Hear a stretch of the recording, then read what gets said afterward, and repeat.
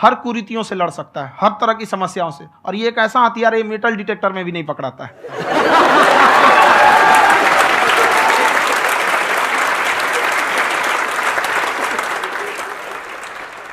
मेरा क्वेश्चन ये है कि अभी प्राइवेट ऑर्गेनाइजेशंस में पीटने का, पनिशमेंट का ये सिस्टम जो है खत्म हो गया है। हम आपके वीडियो में देखे हैं सर कि आप एक बड़ा सा रोल रखे रहते हैं, पुलिस वाला लाठी है वो, पुलिस वाला लाठी है, और स्टेज पे बुला के बच्चों को उसी से धुनाई शुरू कर देते हैं मस्त एकदम से, है ना।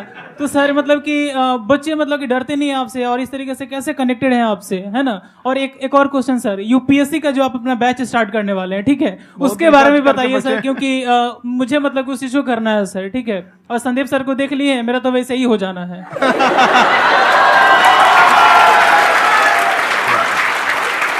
क्या हो जाना है? मेरा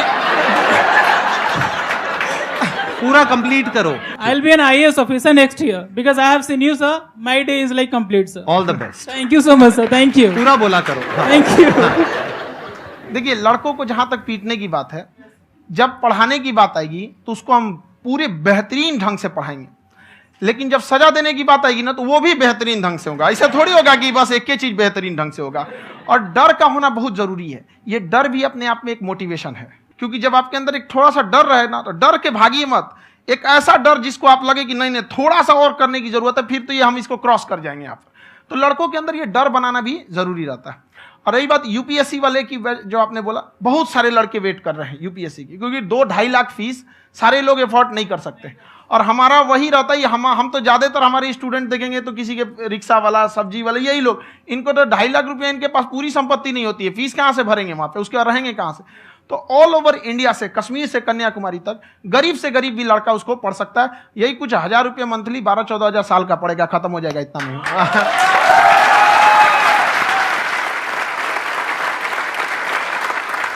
ये जो डंडे वाली बात इन्होंने कही, ये सच है? मतलब आप सच में एक डंडा रखते हो? पुलिस का ही है वो। और मारते हो? हाँ।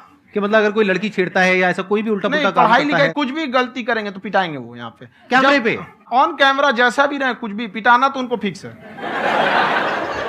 एक तो कोई मतलब विधायक जी थे, उनके लड़का को पीट दिए, तो चला है दल बल लेके अपना वहां पे। उसने घर पे नहीं बताया था कि सर ने पीटा है, बस बोल दिया कोचिंग में पीटा है। बाद में पता चला हम पीटे हैं, तो उसके पिताजी मेरे सामने और पीटे।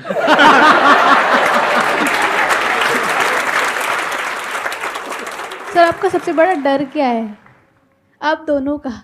फौजी को डरे नहीं लगता है, बाकी अफसर से पूछिए। आज के सेशन से पहले कोई डर नहीं था, लेकिन अब मुझे इनकी डंडे वाली कहानियां सुन करके डर लग रहा है कि कहीं मैंने गलती से कुछ बोल दिया और इन्होंने कहीं पीछे कुछ रखा हुआ है, और यहीं आ करके अगर इन्होंने मेरी पिटाई कर दी तो बहुत बुरा हो जाएगा। तो इसलिए हमको थोड़ा डर लग रहा है।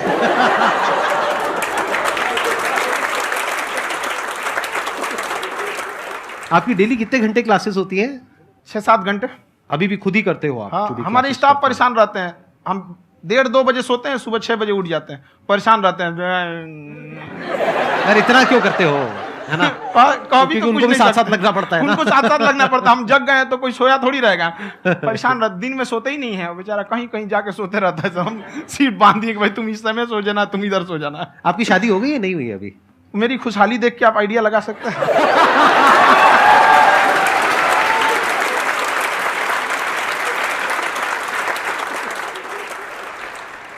First of all I would like to say sir thank you so much to you and to your team कि आपने मुझे यहाँ आने का मौका दिया। एंड सर अब तक मैंने आपको सिर्फ फ़ोन या लैपटॉप में ही देखा है दोनों को, आज फर्स्ट टाइम लाइव देख रही हूँ तो बहुत अच्छा लग रहा है। तो मेरा क्वेश्चन ये है सर आपसे, जब हम लाइफ में कोई डिसीज़न लेते हैं कि हमें ये पर्टिकुलर चीज़ करनी है, और क्योंकि हम डिसीज़न लेते हैं तो हमारी आदत है कि पहले हम 4 लोगों से पूछते हैं कि तू बता तेरी क्या राय है, तू बता तेरी क्या राय है। तो उनमें से अगर कोई हमें कह देता है कि ये बेकार डिसीज़न है मत कर, तो हमारा माइंड कहीं ना कहीं डाइवर्ट होने लगता है और उसकी वजह से हम अपना डिसीज़न चेंज कर देते हैं। तो मेरा क्वेश्चन ये है कि कैसे हम अपने डिसीज़न पे स्टिक रहे, कैसे हम जो दूसरे के ओपिनियन है उनको अफेक्ट ना होने दें अपने ऊपर।